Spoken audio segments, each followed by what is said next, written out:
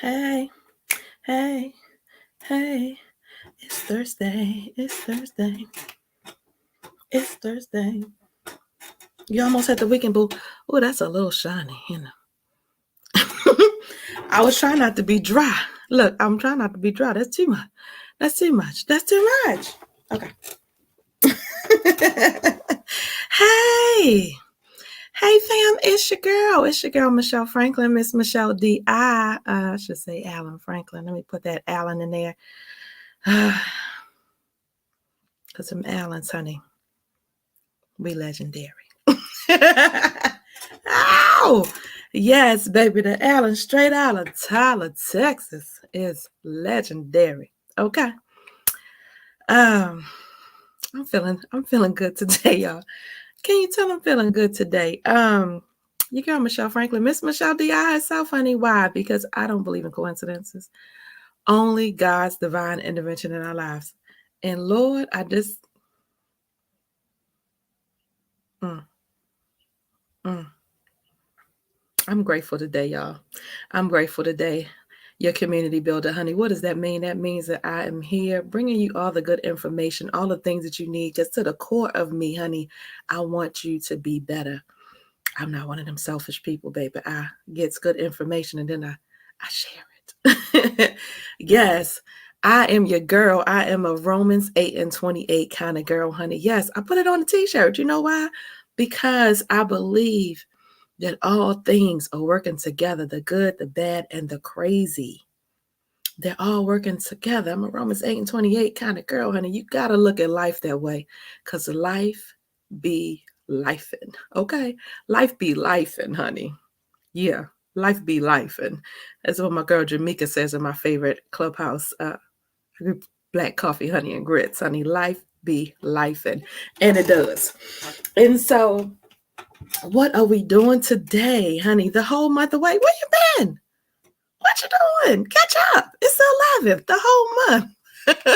We have been here. Where you been? What you doing? It's all right. The replays were on. You can go back and watch them. They on the YouTube channel. They on the Facebook page. Scroll down. Stop being lazy. Scroll down and watch them. Okay. Every day. Every day this month. Honey, we are doing what? We on that faith walk. It's Mental Health Awareness Month. And, I don't know if you heard it or not, but my nephew passed away last month. And one of the things that I believe, again, Romans 8 and 28 and that whole thing, sometimes we are in helpless, right, situations. And I remember leaving my brother that first day and I felt helpless. And I was praying, God, what can I do? How can you use me? Because I know enough about God to know He's doing Romans 8 and 28, that thing, the good and the bad and the crazy. It's all working together, Lord. What can I do? He said there is a spirit of hopelessness across the world. A spirit of hopelessness across the world. That is people that feel like they don't see no other way. Excuse me. Somebody must need this because the devil trying to get my throat, guys. The world, people are hopeless. They're feeling hopeless in their situations. And I have felt hopeless multiple times in my adult life in certain situations. And I saw hopelessness just flashing above me. And I thought, what can combat hopelessness? Hopelessness is like spiritual warfare. It's how I think of it, spiritual warfare. It's one of those things you can't see it. It's not tangible, right? But it's out there. And it's out there real deep. It's like a big ass army. It's out there. It's out there. Right. And so what can combat hopelessness and spiritual warfare is faith. And so I thought, Lord, I'll get on and I'll talk about faith and we'll, walk this journey because some people are hopeless in their finances. Some people are hopeless in their having feelings of hopelessness, in their finances. Some having hopelessness in their relationships. Some are in some situationships maybe you shouldn't be in, but some situations. Some are feeling hopeless just because, they're holding all this anger, this unforgiveness in their heart. And so that's what we're doing for the month of May. We're talking solutions. So 1 out of 5 people are suffering with depression, anxiety, some panic attacks, PTSD, some mental health component. 1 out of 5 people. There are 88 million people in this world. That's a lot of people. You count 1, 2, 3, 5. Yep, 1, 2, 3, 5. You in a crowded room. You at work today, in your building today, right? At work. You go to Walmart. Count 1 out of 5 people. It's a lot of people out there suffering, and we're suffering in silence. Why? Because we don't want nobody to know. We shame, we feeling these feelings. So we just suffering in silence, thinking we're the only ones. I'm the only one going through this because ain't nobody talking about it. So that's why your girl is here. Miss Michelle D.I., honey, I don't believe in coincidences, only God's D.I., divine intervention in our lives.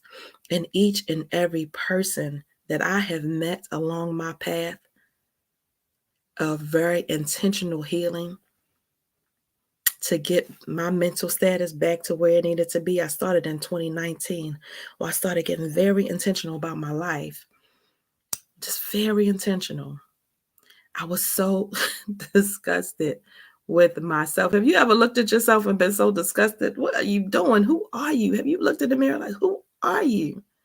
I was 270 some pounds. Who is that girl? You know why? Because I was stress eating. I was emotional eating. I was hitting that Brahms, getting me a banana split, honey. I was getting me a banana split probably every day. I was hitting up the Chick-fil-A, getting waffle fries, large. With some chicken. You want some sauce? Yes. Chick-fil-A sauce? Yes. Every day. I was hitting over to the Sonic. What? Sonic selling mozzarella sticks. Oh my God. Okay. Let me hit up the Sonic. Yes. Yep. Marinara. That's what I want. Every day. Sometimes all three. I hit this drive through, hit the little curve, come around, bam. Hit one, go to the next one. Chick-fil-A is right next to Sonic. Leave the Chick-fil-A drive through, go into the Sonic. Yeah, that's what I was doing. Oh, honey, the days. Yes. But that's what we do, honey. We, no judgment. No judgment. Because that's what we do. We stress and we hide. I call it the going and being and doing. That's what we do. We going and being and doing. Going and being and doing. We're on autopilot, going and being and doing. That's what we do. I did it for years. Did it for years until I got very intentional about my life. I said, you know what? I don't want to do this anymore. I want to do something different. I want something more for me. I know God has something more for my life.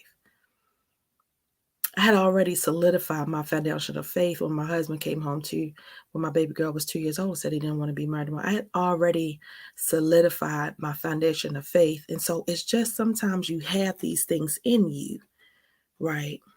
But you got to go back and reach back. You got to have a flashback. Oh, this is not the first something I've been through. I've gotten through some things before. And sometimes, like the situation with my nephew, I've never endured anything quite like this. I can't even imagine what my brother is going through. But it is like you have to stand on in situations like that. Like there's nothing tangible that you can do. There's no right? Some situations that happen in our lives, it's like, what again? What am I supposed to be doing? Why you want me to do that? I don't want to do that. I'd rather lay in the bed. That is what the grief is. Like it just creeps up when you don't want to get out of the bed. You want to stay in the bed. You just want to hit the snooze. You don't want to be bothered. You would rather just talk. You don't want to talk. People trying to check on you. You don't want to check. Oh, yeah, I'm fine. Oh, no, I'm good. You hear somebody saying, I'm good. They not. I'm okay. Yeah, they not. I'm good and I'm okay. It's like two of the biggest lies ever told in a response, right? I'm good. I'm all right. You're not. You just don't want to be bothered. You just don't want to talk about it, or you really just think nobody cares. And so it's like, why even bother? Right? And sometimes, there are people that are around us, they do care, but we haven't told them. They don't know. And so in your mind, you're like, nobody cares. It ain't no point in me telling this. But have you tried to tell somebody? Have you tried to? And if you told somebody and that person didn't care, that you picked the right person? Is it that person in your life that you know don't care about nothing, that you know ain't never followed through on anything but your emotional support before? So you chose that person so you could be like, I knew nobody cared about me. We do that. Self-sabotage, negative self-talk, all of the stuff to the 10th power. We do that. It's a real thing. The unworthiness in us want to wallow. We want to wallow. I love that story of my husband coming home, and I had this 2-year-old because it was like, yeah, him, him, him. It was good. It served me for a long time. But it got to a point in my life where I had to go back and I had to take a look in the mirror, because while I was pointing them fingers at him, it's 3 fingers always pointed back at you while you pointing fingers at somebody else about your situation, about your circumstance, about whatever it is. It's 3 fingers pointed back at you. Everything in this life is not somebody else's fault. Sometimes we have to take a look in the mirror on, how am I handling the situation? Because I have a choice. Does it hurt? Yeah. Yep, it hurts. Right? And sometimes you are a victim. And sometimes it is, God, why is this stuff happening to me? Genuine. I've been there. Genuine. Why is this happening to me? But at the end of the day, it ain't even about why did it happen. It's what you're going to do. How are you responding to the things that are happening? Because life is going to life. And nobody is immune to that. Right? Life is going to life. Nobody is immune. And so what do? You keep you some positive in your ear. Whenever I was going through, I always made sure I rolled over. That's why I love Black Coffee, Honey, and Grits in the morning. They come on at 7 o'clock Eastern, so it's 6 o'clock for me. So when I was waking up, or I was getting myself together, I can listen to them. It was a distraction. I can laugh, I can joke. They give some deep, meaningful things. Find you something that you can tap into, right? What's another thing you can do? First thing you can do is, one, acknowledge I'm not in a good place. I don't even know what this is. For 2 years, I traveled around like I didn't know what it was, because I was so used to going and doing and being. I didn't know what it was. So acknowledge that thing. You off. I'm hitting that snooze. I'm not a morning person, right? I'm already not a morning person. But I was hitting the snooze button way longer than I used to. Before 3 was the number. I would set the alarm early. So if I got to get up at 6, I would set it for 5:45. So the 5:45 going, okay, I know I got 5:45. Okay, then the 5:50, well, okay, I got 5:50. That's 2. Then I got, okay, 5:55. Okay, good. And then 6 o'clock, okay, I got to get up. And I will be fine to get up. But at 6:45, you still feeling like you drugged. You done slept all night and you still feeling like you drugged. You exhausted. You just tired, no energy. That's different. You feeling like that for over 2 weeks? That's different. You go to work exhausted. Oh my goodness, when I get home, I'm going to sleep. I ain't doing nothing else. And you go to get home, you can't wake up. You can't go to sleep, excuse me. It's midnight and you still up. Insomnia is real. Who is real? That's different. No matter what happens or what it is, everything that somebody says, you're taking it personal. You feel like a failure in your life. No matter what, you got accomplishments out the wazoo. But in your heart, you're like, nothing is ever good enough. You always are feeling insufficient. You're always feeling inadequate. You're having these emotions and these feelings. The negative self-talk is so loud. Guess what? That's different. That's different. You need to have a conversation with yourself. You watching TV, I would be going in the morning. I would get up and I'm like, okay, I got 2 hours before I have to be to work. I don't get to work 15, 20. I'm late every day. Why? Because I'm getting myself together, but I'm moving in slow motion. I felt like I was moving fast. Like, oh my God, oh, I gotta do this. I gotta do that. I gotta do this. And you just losing time. Feel like everything is in slow motion. Are you watching TV, but not really watching TV? You don't know what's going on TV. TV watching you. That's different, right? All of those are signs of depression. You're worried and worried and worried and worried. You can't stop worrying. You're just trying to figure out what is going on. Why am I so worried? What is going on? Why? Somebody tell you something, you're like, oh my God, what happened? Oh, are they okay? You worried about your kids? You overly worried? Like it's one thing as a parent to be worried, but just like you can't sleep, you're irritated, you call, are you okay? Did y'all make it? Is it what happened? What all of that stuff, this energy inside of you, that's different. You might have a problem with anxiety. You might have some issues with depression, right? I'm driving along.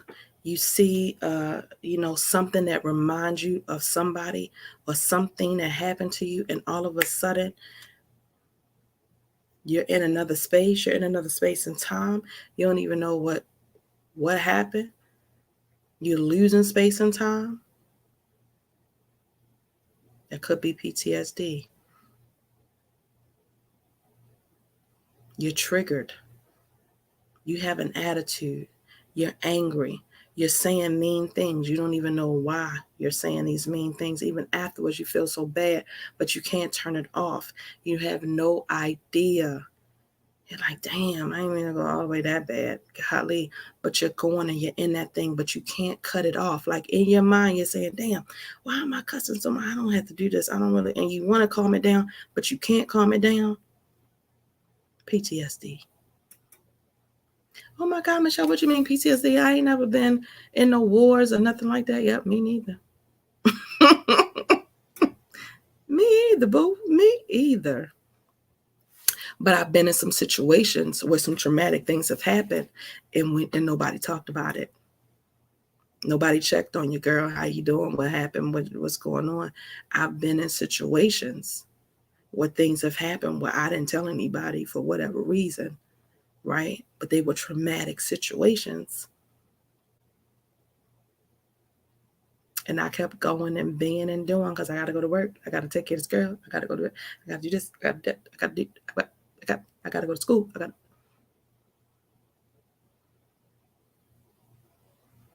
Okay. I'm just saying, if those things are happening, if you felt any of those things, and it's been longer than 2 weeks, it's this consistent thing. I know for me, it went on for 2 years. I didn't even know. I tested so high on the depression screen. I was in severe.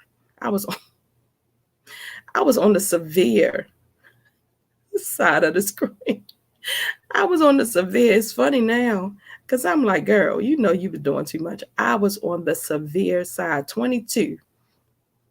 Severe starts at 15 and up.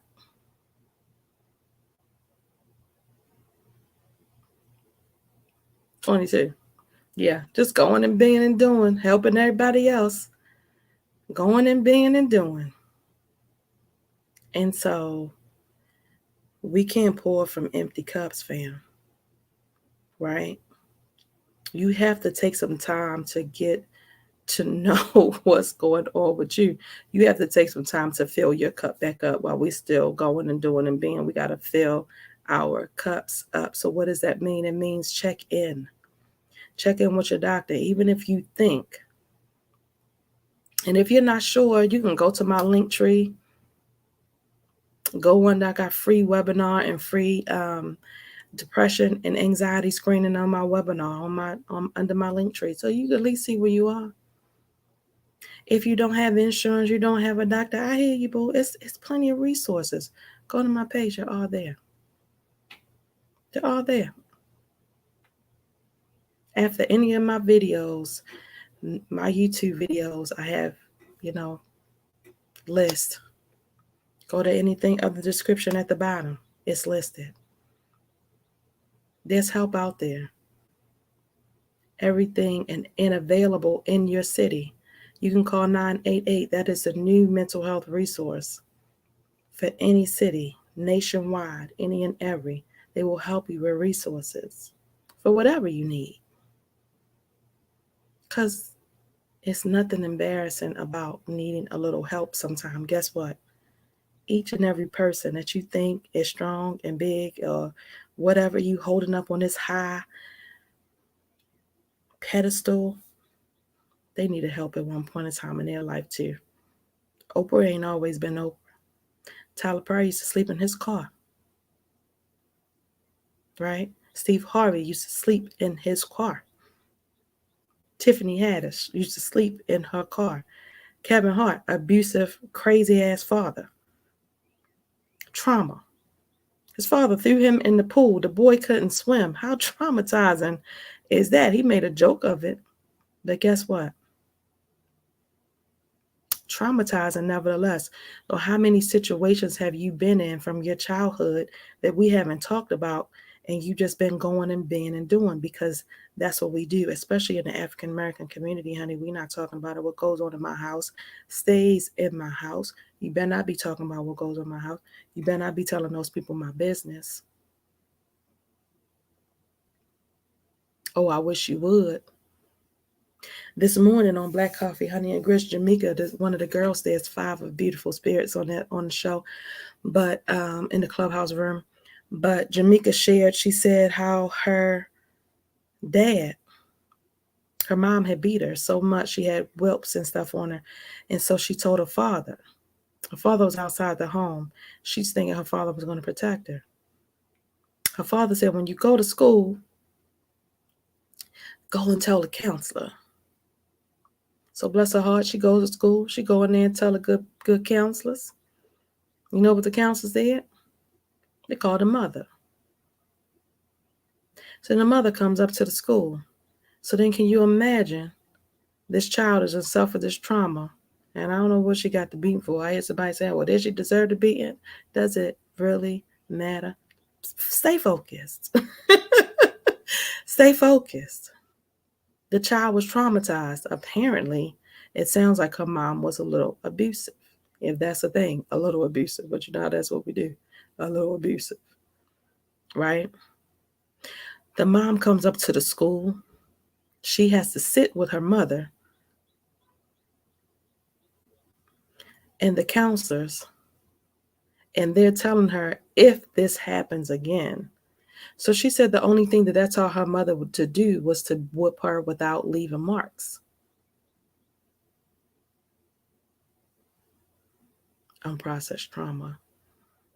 But I'm supposed to come to school every day and function as a little child and get good grades and be attentive, and all this crazy is happening at my house. I'm enduring all of this crazy.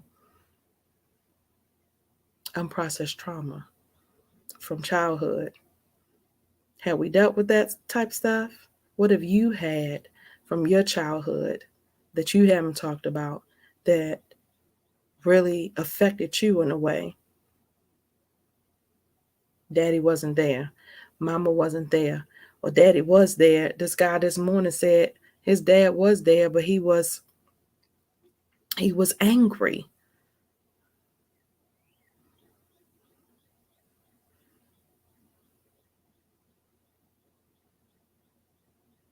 You just never know what people are going through. You never know as children what children have endured or what you have endured as a child. But we don't talk about the stuff. We just keep going. We suppress it, right? We continue going and doing and being, going to school. The year that I got pregnant, the first time that I had sex, I was 14 years old. Hmm. Yep. Had an abortion. Traumatizing for me. I had nightmares. Nightmares. Because I made a decision, I had a crush on a boy. I had a crush on a cute boy. He's cute. I had a crush on a boy and I made a bad decision, right? To have sex before I was ready. And then I was left with that decision, which took me into a whole nother realm of shame, of guilt.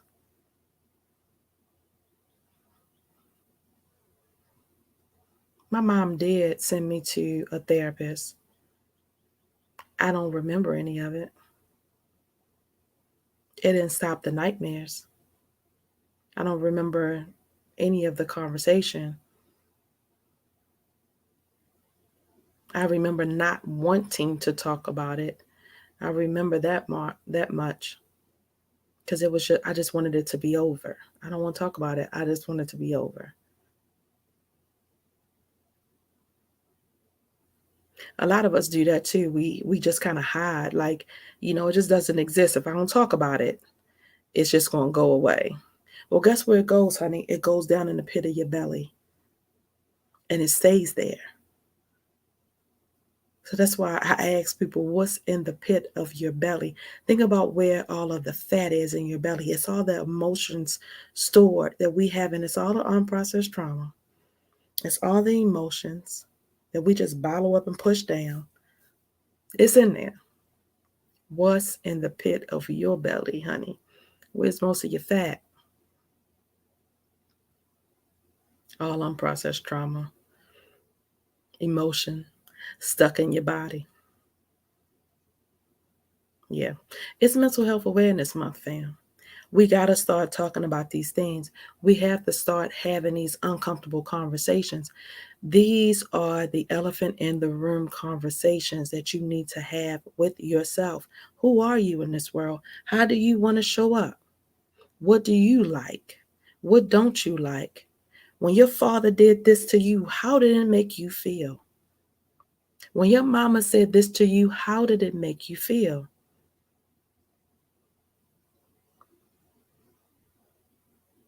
Why do you behave the way that you behave? Why are you afraid to have a relationship and let a man in? Why are you afraid to allow somebody to love you? What happened?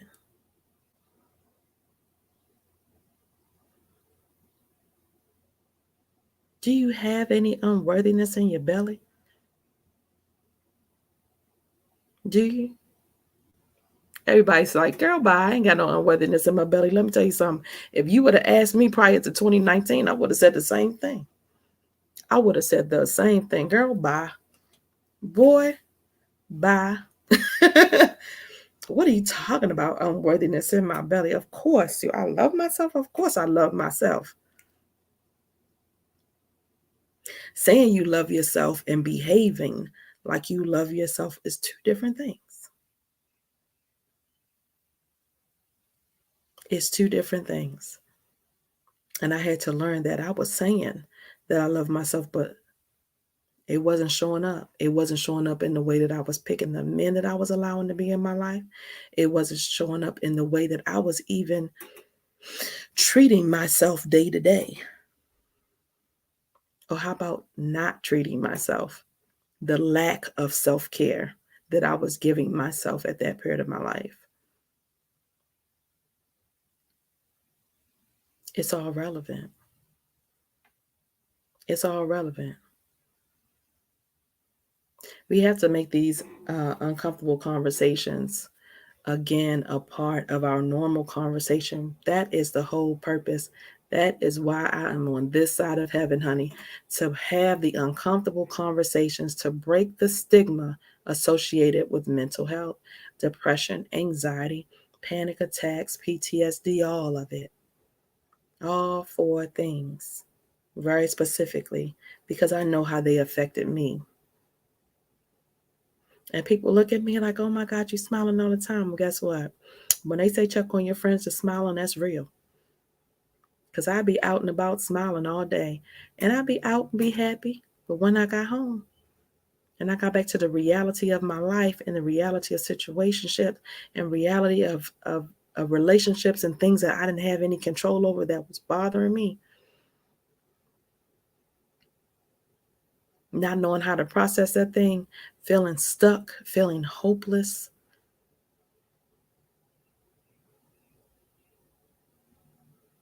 It's real, y'all.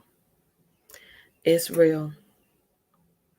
And so that is one of the reasons why I am even doing this. Like I said, my nephew inspired me. I was thinking, what can I do? And I thought about the hopelessness.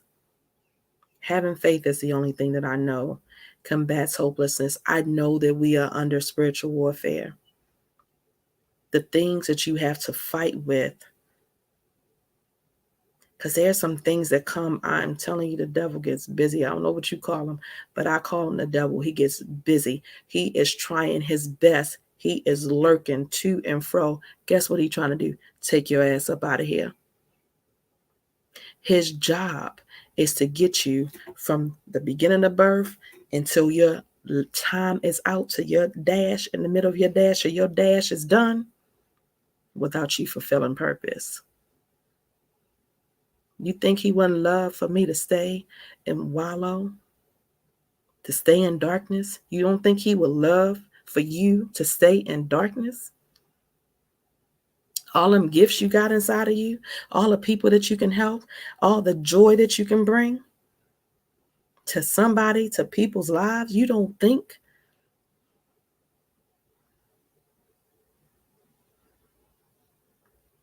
Yeah, that's what he's trying to do. That's his job. All that negative self-talk that you talking and all this to yourself, oh, you ain't gonna be able to do that. What you want to do? You want to write a book? You don't know nothing about writing no book. What you talking about? What you want to do? You want to start a business? What you know about running a business? Girl, go sit down somewhere. Boy, bye. What you gonna do?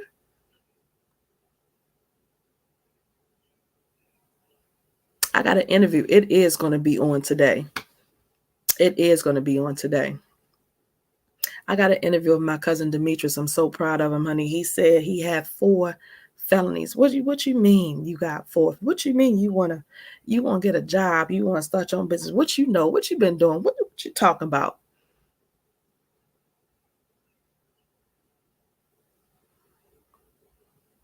When you in the midst of the crazy, all that negative self-talk is so consuming. It's so loud. It's so loud. You can't hear nothing else. At least it's hard to hear everything else, because everything else sounds like a whisper. And you got this bullhorn of negativity all up here. Punch that damn bullhorn out the way. Punch it out the way. Pluck that devil off your shoulder. Pluck him off your shoulder. That's why you got to keep some positive in your ear, honey. I go to bed with something positive, saying your subconscious mind, what is playing in your subconscious mind, can be so much louder than anything that you're listening to, than the radio blasting, right? It's what you believe innately inside. Even though your mouth might be saying one thing, your subconscious is playing another. How do you reprogram your subconscious? You keep some positive in your ear. You go to sleep with positive in your ear. You know what I did is I started sleeping to positive podcasts. I'm listening to people like Eric Thomas. I'm listening to Les Brown. I'm listening to Oprah. I'm listening to all of these things. I'm listening to Evan Carmichael. I'm listening at night. When I came up with my programs, This is how strong this is. When I came up with my programs and I'm getting downloads and I'm praying, I'm at that point, I've been praying and fasting and, just seeking God's face, Lord, where would you have me to go? What would you have me to do? Because at that point in my life, I did not know all that I was supposed to do. I knew I was supposed to be speaking. I knew I was supposed to share my story of what I knew up until that point, because I hadn't dug deep at that point. I was real surface. It was still kind of on a comfortable level. But I knew I was supposed to share my story. I didn't know. I didn't know about the books.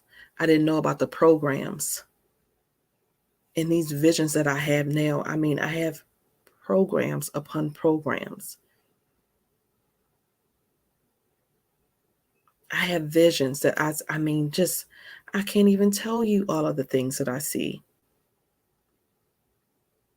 for myself. What visions do you have? Are you blocking yourself from even seeing your visions?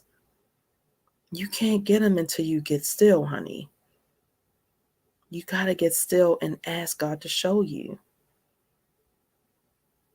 And then you got to get up and have enough faith.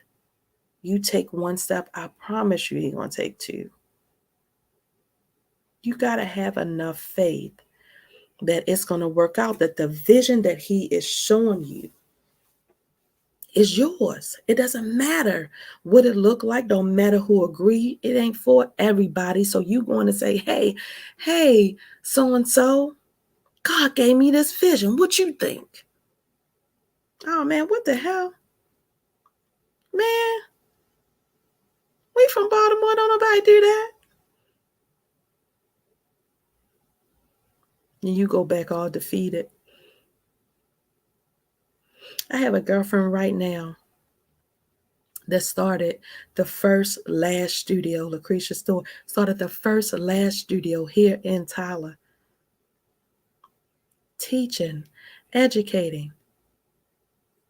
She would have went talking to people that don't have a vision about, I'm going to start, girl, ain't nobody doing that. Who doing that? Ain't no lash studios in Tyler. What you mean you going to open up a school? What you going to do that for? What you know about that? How you going to do that? People that don't have no vision, honey, don't you let them. Don't do it. Don't you let them steal your joy. Don't you let them take your vision. The vision wasn't given to them. It was given to you, boo. And if He gave you a vision, what are you waiting for? I know seemingly some people are like, you know what? I started this vision because a lot of people, like entrepreneurs, they say the first 5 years is the most crucial time. And they say within the first 5 years, people just give up. Anything worth having is worth fighting for. Things don't always come easy. If you used to something coming easy, especially when you're walking in purpose, then guess what? It doesn't mean because God gave you the vision, it's going to come easy. But it does mean He is going to lead and guide you to the right people if you believe it.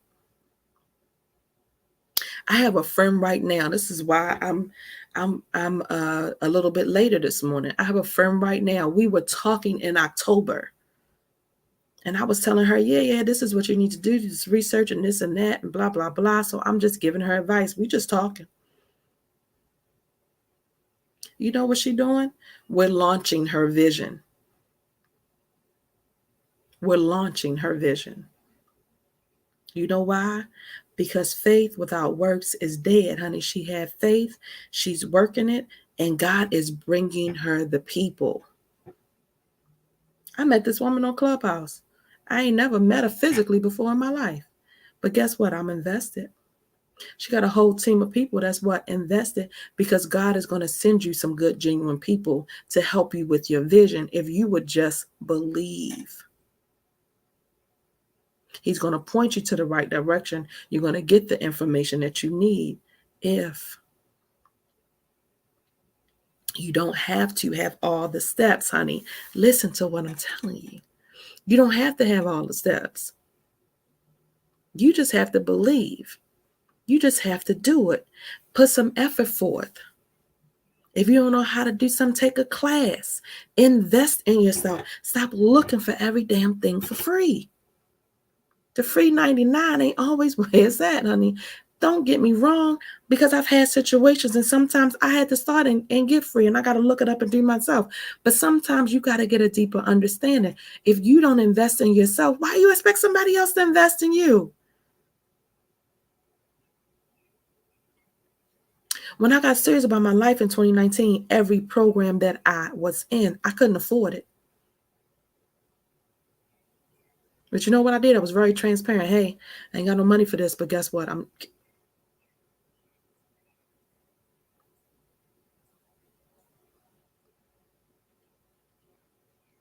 just saying. We are talking about finances this month because finances, honey, is one of the things that get people down. I didn't know until I really took a very transparent, strategic look at myself that the times in my life when I was the brokest, I was down. It affects my spirit, right? I have to make a conscious effort at this point in my life to say, you know, to boost myself up when I'm not in or not where. I have to lean on my faith and know no matter what, and I'm telling you right now, no matter where you are, it's not your ending. You're walking. It's just a path. Keep walking. It's something better up the street. Something better up the street, honey. If you're in the country, it's up the road. Something better up the road, boo. It's coming. It's coming. You just have to believe. That is what faith is. Faith is a substance of things hoped for, the evidence of things not seen. It is, I don't know how it's going to work. I don't know when it's going to work out, but I know that it is going to work out. I know that it's going to get better. I know the trouble doesn't last always. I know that storms are coming, but what's after storms? A rainbow. Harvest. You need rain, right? In order for the harvest to grow. What season are you in? Sometimes you're in your harvest season where you're just planting. You're planting seeds. You're just planting seeds. I'm in my harvest season where I'm just planting seeds. My seeds are, I got little sprouts coming up. I'm helping people. I ran my program from January to March. I helped some people. There's so many more people to help. That was my beta launch. You know what? Launching again. There are more people out there to help.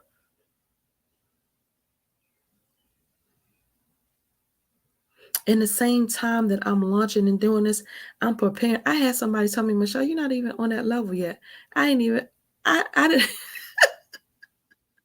I didn't even pay attention to what he was saying on that part. Baby, you don't know where I'm going. What you won't do, what you won't do is try to keep me down here, baby. I'm already up here. I'm already up here. Life just got to catch up with me. It's coming. That's what I believe to the core of me. It's coming. I ain't got to stress about it. All I have to do is prepare. What work are you doing? For the whole year of 2022, even though I was feeling like, oh my God, I was feeling so with the darkness, February the 16th, I got up every morning at 4 o'clock in the morning, preparing, prepping, working with a partner, just getting my vision together, right? Writing my vision, writing it over. Guess what? It doesn't have to be perfect. And you don't have to know all the answers today, but just go ahead and start. Start somewhere. Write up your business plan. What's your mission? What's your vision? What's your mission? What's your vision? What's your purpose? Why are you doing it? What's your why? Who's your target audience? Who are you trying to help? What you trying to do? You ain't got to make nothing up. You ain't got to speak from your heart, honey. Whatever the vision is, whatever he's giving you, just speak it from your heart. My mission and my vision is to break the stigma associated with mental health. Why? Because I suffered for 2 years and I did not even know. So if I'm out here suffering, and I'm a nurse, I've been a nurse for 22 years. If I'm out here suffering, hiding, shame and guilt, who else is out there? Because I am you and you are me. I'm not the only one. And then what you do, you go get some research and back that thing up. Yep, I'm not the only one. 1 in 5. There it is.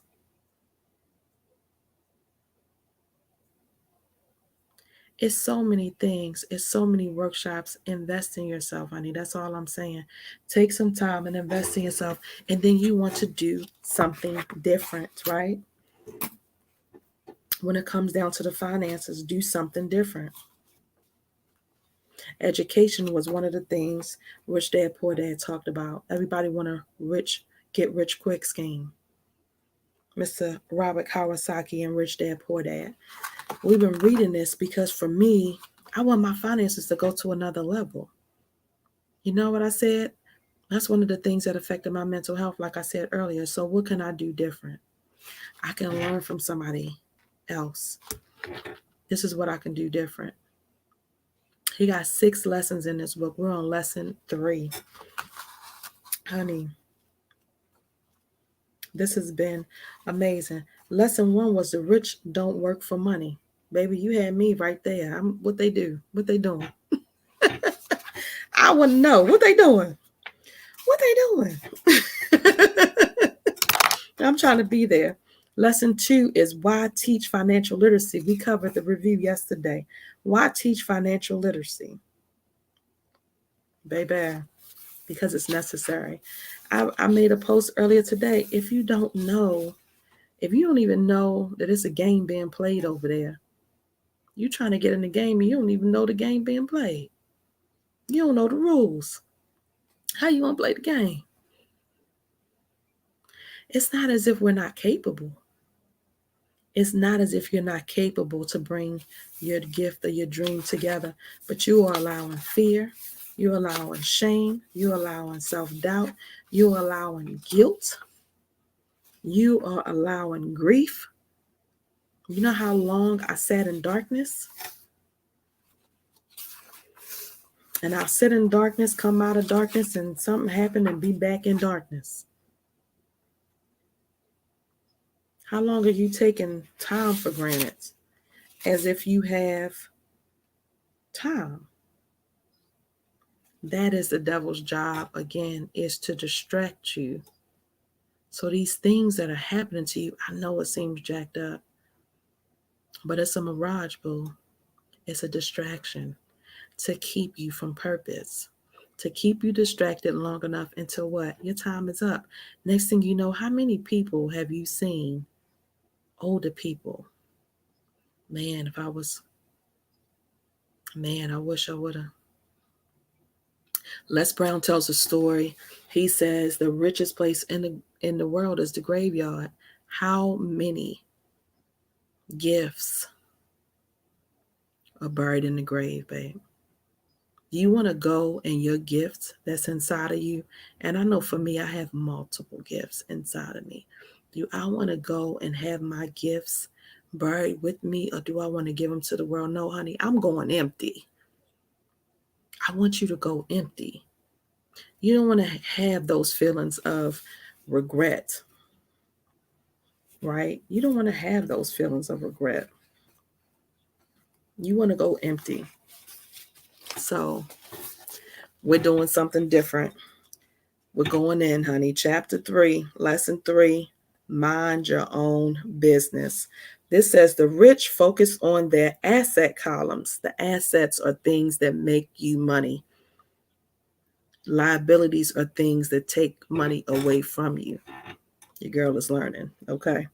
The, the rich focus on their asset columns while everyone else focuses on their income statements. In 1974, Ray Kroc, the founder of McDonald's, was asked to speak to the MBA class at the University of Texas at Austin. A friend of mine was a student in that MBA class. After a powerful and inspiring talk, the class adjourned and the students asked Ray if he would join them at their favorite hangout to have a few beers. Ray graciously accepted. "What business am I in?" Ray asked once the group had all their beers in hand. Everyone laughed. My friend said most of the MBA students thought Ray was just fooling around. No one answered, so Ray asked again, "What business do you think I'm in?" The students laughed again, and finally one brave soul yelled out, "Ray, who in the world doesn't know that you're in the hamburger business?" Ray chuckled. "That's what I thought you would say." He paused and then quickly added, "Ladies and gentlemen, I'm not in the hamburger business. My business is real estate." As my friend tells the story, Ray spent a good amount of time explaining his viewpoint. In his business plan, Ray knew that the primary business focus was to sell burgers, to sell hamburger franchises.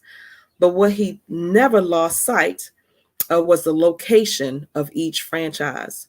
He knew that the land and its location were the most significant factors in the success of each franchise. Basically, the person who brought the franchise was also buying the real estate under the franchise for Ray Kroc's organization. Today, McDonald's is the largest single owner of real estate in the world, owning even more than the Catholic Church. McDonald's owns some of the most valuable intersections and street corners in America and around the globe. My friend considered this as one of the most important lessons in life. Today, he owns car washes, but his business is the real estate under those car washes. The previous chapter presented diagrams illustrating that most people work for everyone but themselves. They work first for the owners of the company, then the government through taxes, and finally for the bank that owns their mortgage. Excuse me. When I was a young boy, we did not have McDonald's nearby. Yet my rich dad was responsible for teaching Mike and me the same lessons that Ray Kroc talked about at the University of Texas. It is secret number 3 of the rich. That secret is mind your own business. Financial struggles is often directly the result of people working all their lives for someone else. Many people will simply have nothing at the end of their working days to show for their efforts. Our current educational system focuses on preparing today's youth to get good jobs by developing scholastic skills. I don't know why my face and my head and everything is itching. I'm sorry, y'all. Their lives, their lives will revolve around their wages, or described earlier, their income column. Many will study further to become engineers, scientists, cooks, police officers, artists, writers, and so on. These professional skills allow them to enter the workforce and work for money. But there is a big difference between your profession and your business. Often I ask people, "What is your business?" And they will say, "Oh, I'm a banker." Then I ask them if they own the bank. And they usually respond, "No, I work there." In that instance, they have confused their profession with their business. Their profession may be a banker, but they still need their own business. A problem with school is that you often become what you study. So if you study cooking, you become a chef. If you study the law, you become an attorney. And a study of auto mechanics makes you a mechanic. The mistake in becoming what you study is that too many people forget to mind their own business. They spend their lives minding someone else's business and making that person rich. To become financially secure, a person needs to become their own business. Your business revolves around your asset column, not your income column. As stated earlier, the number one rule is to know the difference between an asset and a liability and to buy assets. The rich focus on their asset columns, while everyone else focuses on their income statements. That is why we hear so often, I need a raise. If only I had a promotion. I'm going back to school to get more training so I can get a better job. That was me. I'm going to work overtime. That's been me too. Maybe I can get a second job. That's been me. Check, check, and check. In some circles, these are sensible ideas, but you are still not minding your own business.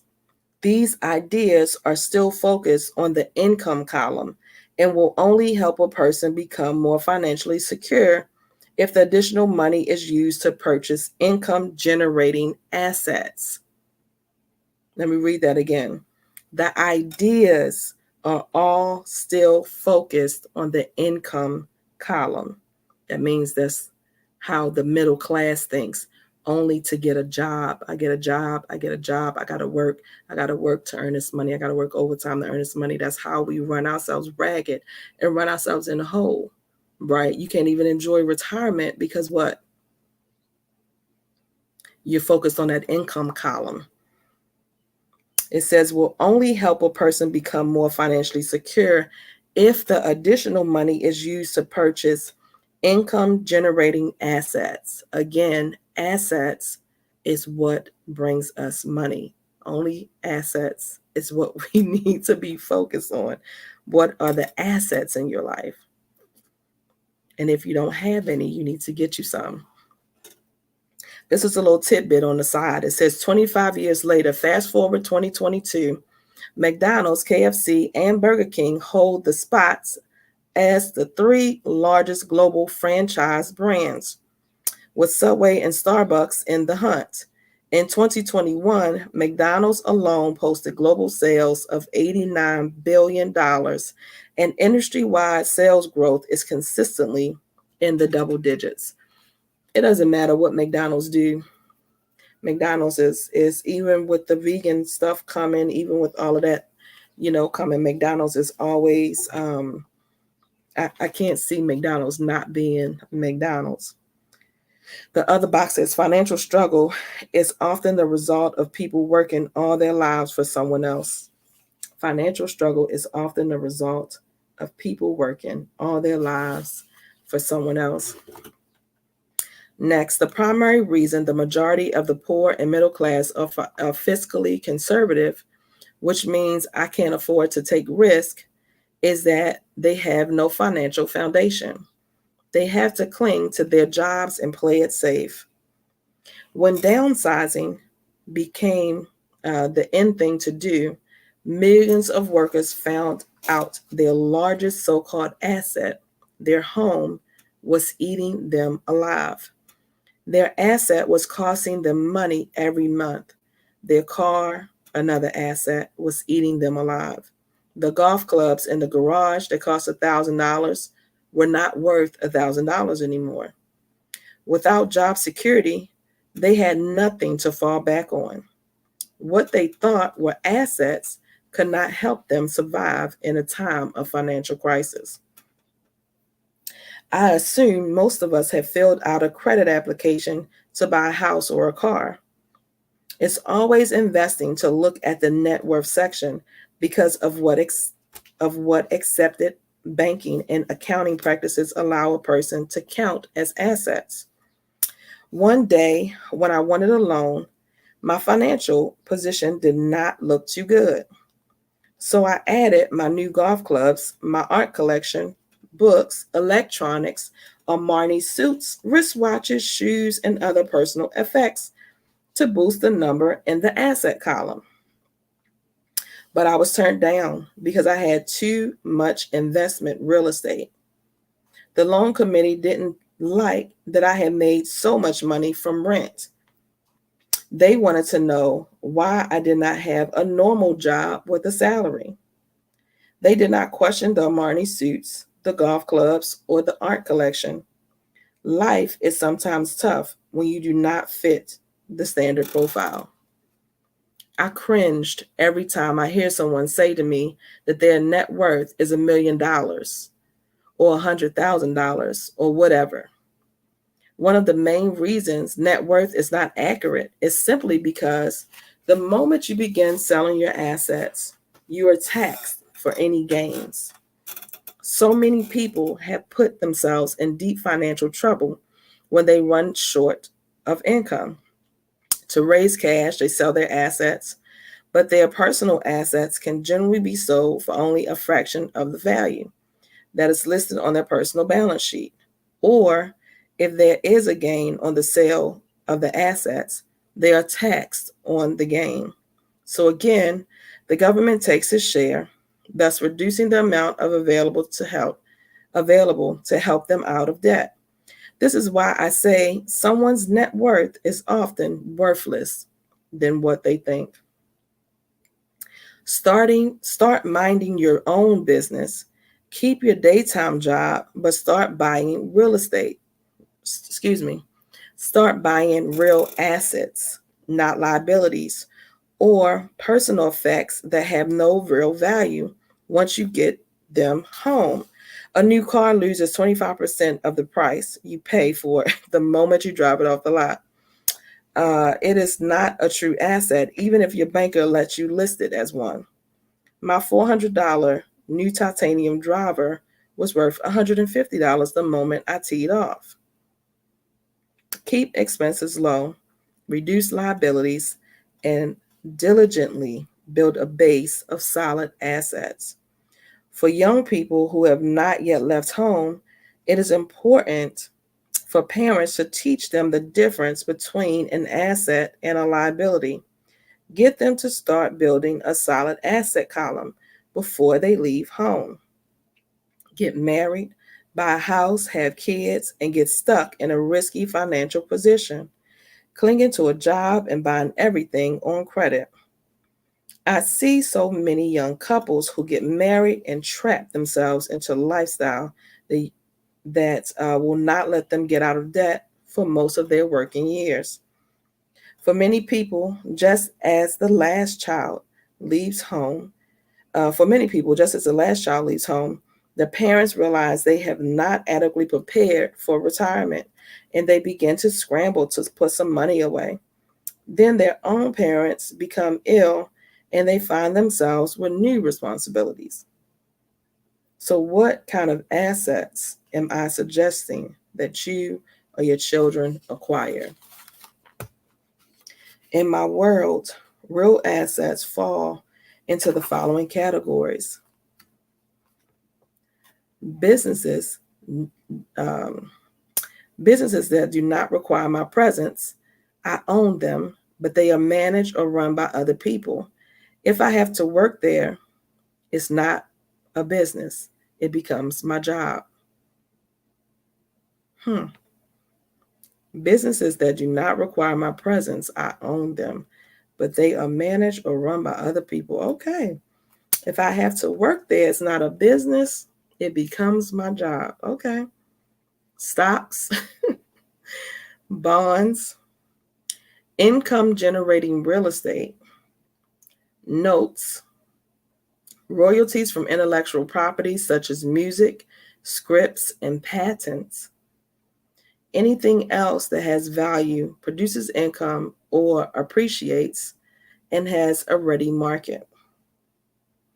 As a young boy, My educated dad encouraged me to find a safe job, but my rich dad encouraged me to begin acquiring assets that I loved. If you don't love it, you won't take care of it. I collect real estate simply because I love buildings and land. I love shopping for them, and I could look at them all day long. When problems arise, the problems aren't so bad that it changes my love for real estate. For people who hate real estate, they shouldn't buy it. I also love stocks of small companies, especially startups, because I am an entrepreneur, not a corporate person. In my early years, I worked in large organizations such as Standard Oil of California, the U.S. Marine Corps, the Xerox Corporation. I enjoyed my time with these organizations and have fond memories. But I know deep down I'm not a company man. I like starting companies, not running them. So my stock buys are usually of small companies. Sometimes I even start the company and take it public. Fortunes are made in new stock issues, and I love the game. Many people are afraid of small cap companies and call them risky, and they are. But that risk is diminished if you love what the investment is, understand it, and know the game. With small companies, my investment strategy is to be out of the stock in a year. On the other hand, my real estate strategy is to start small and keep trading for the bigger properties and therefore delay paying taxes on the gain. This allows the value to increase dramatically. I generally hold real estate less than 7 years. For years, even while I was with the Marine Corps and Xerox, I did what my rich dad recommended. I kept my day job, but I still minded my own business. I was active in my asset column, trading real estate and small stocks. Rich Dad allows stress the importance of financial literacy. The better I was at understanding the accounting and cash management, the better I would be at analyzing investments and eventually starting and building my own company. Now, that is really important because a lot of people, some people gung ho and quit their job. And sometimes you can do that, but most people can't. And so it is like, how do you start a business? How do you find something? I feel like you start with something that you're passionate about, right? I'm very passionate about educating people on their mental health status, helping them to get to another level. I'm also passionate about identifying the subconscious strongholds that are holding you hostage because I did not know fear is a subconscious stronghold. I had no idea that fear was holding me back from things. Fear was keeping me from, writing my book, from starting this program, from speaking in different events. That was fear keeping me from that. I had no idea. You would just ask me again if I was afraid. I would, no, I'm not. What am I afraid for? What are you talking about? I'm doing it. And it seems like a lot of people, because they feel like, oh, I've done steps. Oh, I went to school. Oh, I did that. But when you procrastinate on stuff, check. That's fear in the background. When you're procrastinating on things, that subconscious fear is inside of you. We don't process it like that, right? So, starting that business, what are you passionate about? You can YouTube starter businesses, right? You can YouTube those things and you start off small. You know what I mean? Start off small, but it's different things that you can do. And so it's not even to the extent of this where, like he said over here, businesses that do not require my presence. Maybe you're starting off and it requires your presence, but you work to where maybe you don't need it to. Or maybe you do something like a t-shirt business and you just open up a e-commerce shop or something like that. Maybe you have a great idea for a t-shirt slogan. You know what I mean? It's all different kind of things that you can do. It is you know, business magazines, whatever it is, with the stocks and the bonds. I mean, the Roth IRAs, all types of things that you can invest in. But taking your time to understand and know what it is, invest in yourself, take a class, Like, you're spending more money hitting the drive-through. You're spending more money just spending frivolously. Why not invest in yourself? I'm just saying. I don't encourage anyone to start a company unless they really want to.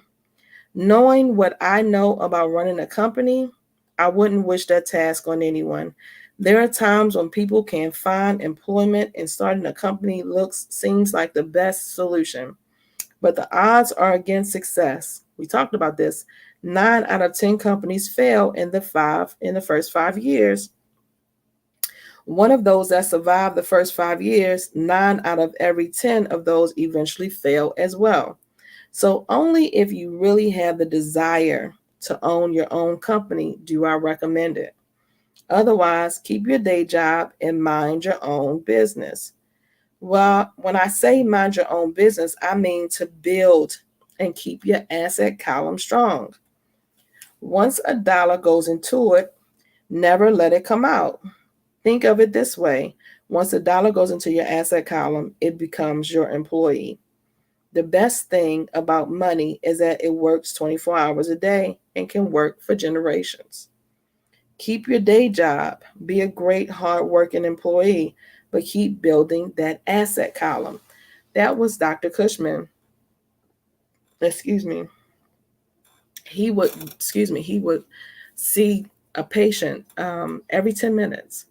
One of the best doctors I've ever met in my life would see patients every 10 minutes. But you know what he was doing? He had money in the stocks. He was checking them he was checking them the stock market to see what was going and what was crashing, what was booming and what was not. Right? He was working, but he also invested. Right? He invested in these companies that were making money. He's able to do. So another thing is this reminds me of my aunt when it says keep that dollar working. So my aunt B, just my mom's sister, she plays the lottery. And I noticed I peeped this like years ago. I thought it was just genius. But she plays the lottery. And so what she do is she has all of her lottery stuff in one place. And then she will, when she wins, instead of like most people going out and spending the money or whatever, she takes those lottery tickets, that lottery money, and puts it back into more lottery tickets. And she keeps it all, she keeps it. And so it just kind of and that's what she uses to buy her lottery tickets so that her habit is not coming out of her 9 to 5 money. It's coming out of the winnings. So it's not touching her. You can support yourself, right? You can pay to play, basically. But it's the same concept, right? That money is staying in that circle. The money is staying and circulating. And so that's a win-win, right? It's a win-win. As your cash flow grows, you can indulge in some luxuries. An important distinction in that rich people buy luxurious. An important distinction is that rich people buy luxuries last, while the poor and middle class tend to buy luxuries first. The rich people buy luxuries last, he said, while the poor and middle class tend to buy luxuries first. What's the first thing you think to buy when you get some money? I'm going to buy a car and I'm going to buy a house, both which are liabilities. The poor and the middle class often buy luxury items like big houses, diamonds, furs, jewelry, or boats, honey. You got to get a yacht in there because that's what everybody on MTV got. Everybody on TV got the yachts and stuff. Got to get a boat because they want to look rich. They look rich, but in reality, they just keep getting deeper in debt on the credit card.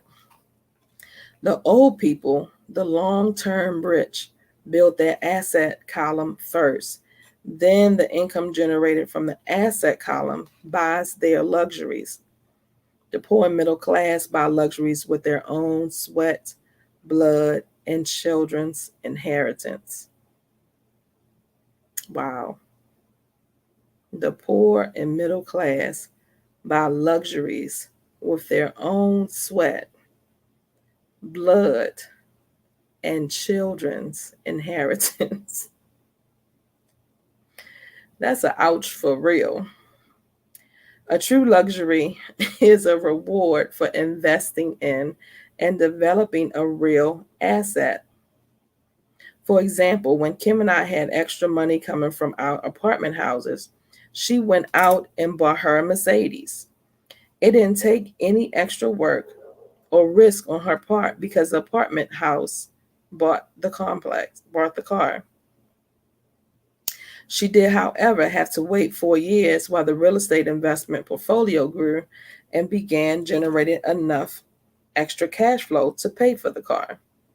But the luxury, the Mercedes, was a true reward because she proved she knew how to grow her asset column. That car now means a lot more to her than simply another pretty car. It means she used her financial intelligence to afford it. Instead, most people impulsively go out and buy a new car or some luxury on credit. They may feel bored and just want a new toy. Buying a luxury on credit often causes a person to eventually resent that luxury because the debt becomes a financial burden. Isn't that the truth? How many times have you went and bought something, paid for it, now you in the thick of it, and you're like, oh my God, what have I done? I can't afford this. This is crazy. Then try to figure out how you gonna take it back.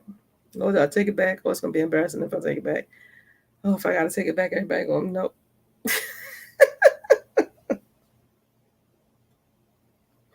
These are the conversations I've had with myself. I'm not laughing at you. I'm laughing at me. Don't get it twisted. There's no judgment over here. No judgment. After you've taken the time and invested in and built your own business, you are now ready to learn the biggest secret of the rich, the secret that puts the rich way ahead of the pack. That's it. That's chapter 3, lesson 3. That is chapter 3, lesson 3, honey. Mind your business. Mind your own business.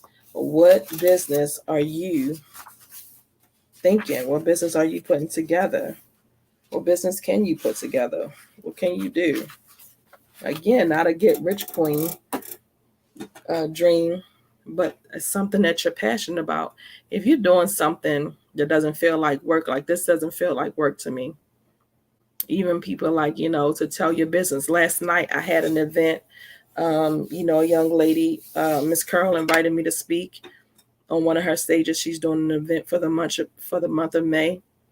It wasn't work. Not work to me. It is definitely just sharing my story. It is knowing that I'm going to help somebody. The one young lady said, "Oh my goodness, this is the best room that we've ever had." That was a amazing compliment to receive. They've had a lot of rooms. There was a young man in there. I hope to get him on soon because his story was amazing. Deshaun, he talked about um, attempting suicide and the mental anguish that he was in. I told him, I sent him a message. I'm like, I'm so grateful that you did, and he came out of there. And even him coming out of it, the people, the healthcare workers that were there, they was like, well, you can't do this because you tried to commit suicide, so you can't do this, you can't go here, you can't. Somebody that's already had some stuff already in their mind and feeling some kind of way about themselves, and then you telling them what they can't do, that could have really discouraged him and put him in a stuck place, and he could have stayed in darkness. But you know what he decided to do? He said, I'm gonna tell my story. And that's what he's been doing. I'm sure it doesn't feel like work to him. because he's very passionate about it. You can hear it in his voice. He's like me, like, I'm very passionate about this thing because I know that people are suffering, and I just don't feel like people deserve to suffer. I just don't. I feel like there are some good people in this world. I'm a good person. There are good people in this world just like me. They just don't know. They don't even know. They just don't know what's going on in their body. Don't know why they're feeling the way that they're feeling. And so if I can help you identify what you're feeling and why you're feeling, what are the triggers, and then give you some tools when you feel that way, when you get triggered, when you do that again, and you can navigate that thing a little differently. Are you still going to go through some stuff? Yes, you are. My nephew passing away, I knew the grief was coming. I knew what was coming. I knew how I handled it before. And I knew that I didn't want to handle it that way before. Does it mean that the feelings didn't come of me wanting to stay in the bed? Yeah, they came. And one weekend, I did just stay in the bed. I gave myself permission to stay in the bed and to feel that thing. I didn't have no energy. And that's real. But you know what I did? I said, come Monday, okay, girl, come Monday, we got to get up and keep it moving. There's a guilt that comes where you feel like, am I supposed to be? What am I supposed to be doing? How am I supposed to be feeling? Am I supposed to be this? I don't want to be in front of people, but I need to be in front of people. It's all of that stuff that comes. It's going to come. You're going to hear you're going to hear all of it. Do you turn it down or do you let it play? You have a choice. I had a choice to listen. I can listen to that devil talking to me on my shoulder saying, girl, bye. What you doing that for? What you about to do? Your nephew just passed. You going to do what? You going live every day? What? Did you love your nephew? You mean to tell me you trying to get out here and do? And I'm saying, because I love my nephew, I got to get out here and go and do this. I couldn't save him. I can't save him, right? But maybe I can say something. I can do something that may save somebody else. It's not my part to identify and to know when God gave me this vision. He gave me the message. I've endured my story. I'm sure I have more stories to endure. As long as we're on this side of heaven, we all have stories that we have to endure. We all have stories that we have endured already. That unprocessed trauma from childhood I talked about earlier, we've all endured. But what I truly believe is the reason why we endure is so that we can go back and help somebody else. That thing wasn't for you. As hard and as tough and whatever as it was, guess what, boo? You're a conqueror, honey. You're a survivor. You survived that thing. You still here on this side of heaven. So how did you do it? What did you do? Reach back and help somebody else. You didn't get through that thing just because. I have a mother that I watch. I was in a fasting group with, and she lost her son last year. It's been over a year, I believe. I couldn't imagine. I don't want to know. Couldn't imagine. But she started a podcast to talk about grief. Tammy Franklin, look her up. Any and every situation, again, Romans 8:28 in that thing, the good, the bad, and the crazy, it's all working together. That's what I believe. That's what I know for sure. So Take your depression medicine. Take your anxiety medicine. I'm talking to you. I'm talking to you. Take your medicine, right? You feeling some kind of way? Take your medicine. Sometimes, guys, there are those good, strong hormones that we have that release those happy hormones, those happy endorphins that release just naturally. You hear an old song, you feel like, oh, it makes you feel good. You see something back in the day, it makes you feel good. You see a certain person, your whole spirit changes. Those are those happy endorphins being naturally released. And what happens in certain situations, like my big mama and my dad passing away in 2015, it depleted those endorphins for me. It's like they might as well have oozed out my toes. No matter what I did, I didn't feel like I was ever full again. I just felt defeated, defeated. All of the stuff, all of them together. I felt defeated, y'all. Those happy endorphins was just not, they were not filling up no matter what I did. That's your cue. Again, you looking for the signs. That's your cue. That's your sign. Something's going on. Something happened. Get you some medication, honey. I know you don't like taking medication. That don't mean you got to be on medicine forever. But sometimes,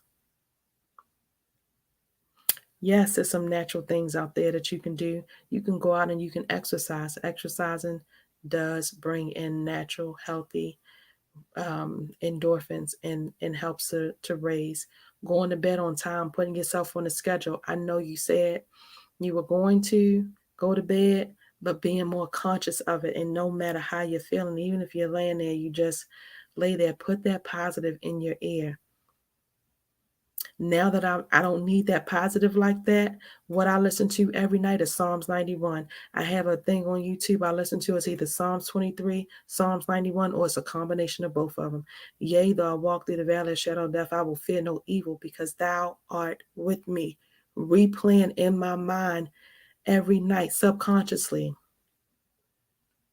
Psalms 91. Why?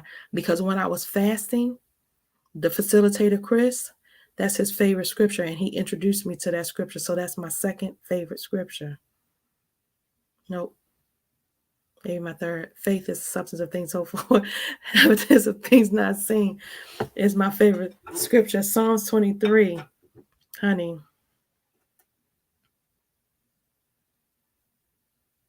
The Lord is my shepherd, I shall not want. The Lord is my shepherd, I shall not want. It's different when you the words, honey, the words. The Lord is my shepherd, I shall not want.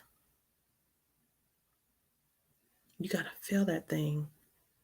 You got to feel that.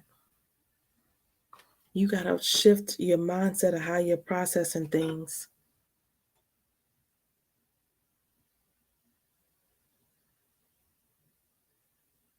Yes. Psalms 23. Get it in your spirit. Whatever positive you need to put in your ear, keep you some positive in your ear. It's your mind, your body, your spirit, and your emotions. Everything needs to come into alignment. So that physical activity is going to help you. I just started grounding. Google it, honey. YouTube it. I just started grounding. It's when you put your feet to the earth. I go to the park, I put my feet to the earth. Okay? It's scientifically proven. This is all evidence-based stuff, y'all. Put your feet to the earth. If you have any inflammation in your body, and you do this consistently, it helps with inflammation. There are ions that naturally come up from the earth into your body and help to shift and move things around. Y'all, I can't even explain how much better I feel after I do it. Like, it's just a free thing that you can do. Go to the park, boo. I saw a video and people was like, the park is dirty. How you know people ain't spit? How you know it ain't dog poop or whatever? You going to the wrong park, honey, just pick another spot. It's not that serious. Don't make it complicated. Don't complicate it. Pick another park. Pick another spot. I go on the side, right? You can eat foods that are good for you, that releases natural serotonins and all those things. I mean, you can Google all of that stuff. What foods help with depression? What foods help with anxiety? What foods are natural moods? Don't make it complicated. We need you on this side of heaven, walking in purpose, doing what you need to do. Honey, your girl, Michelle Franklin, is tired right now. I need to go and eat me some veggies because my energy is low. My energy is low, but that's because I need to eat. Take care of yourself, fam. Take care of yourself. We have to. We're going and being and doing for everybody else. Take care of you. Okay? It is Thursday, May the 11th, y'all. This is the 11th day of Faith Walk. Rich Dad, Poor Dad, Chapter 3. That's what we did. We went over some mental health stuff for the first hour, jumped into Rich Dad, Poor Dad for the next half hour. Tomorrow we'll be doing a review. I like how he does the review. They ask you a couple of questions and go over the chapter. I really like that instead of just moving on. It gives you some food for thought. Take these concepts, apply them to your life. Just because, honey, because God is not just because God. It is because divine intervention, honey. There are no coincidences in this world. Only God's divine intervention in our lives. So if you are here, if you heard any word, if you just got a piece of it, it's not a coincidence. Not a coincidence at all. It is God's divine intervention in our lives, honey. That's it. It's either for you, it's for somebody that you know, or I believe it's for both of y'all. That's what I believe. It's for both of y'all. So I believe when you walk in your purpose, that's why I'm passionate about this, honey, just trying to get people to purpose, because when you walk in your purpose, you inspire others to walk in theirs. And like the incomparable Mr. Les Brown, honey, I aspire to inspire until I expire. That's what I'm doing. What you doing? Okay. All right. I'll see y'all tomorrow.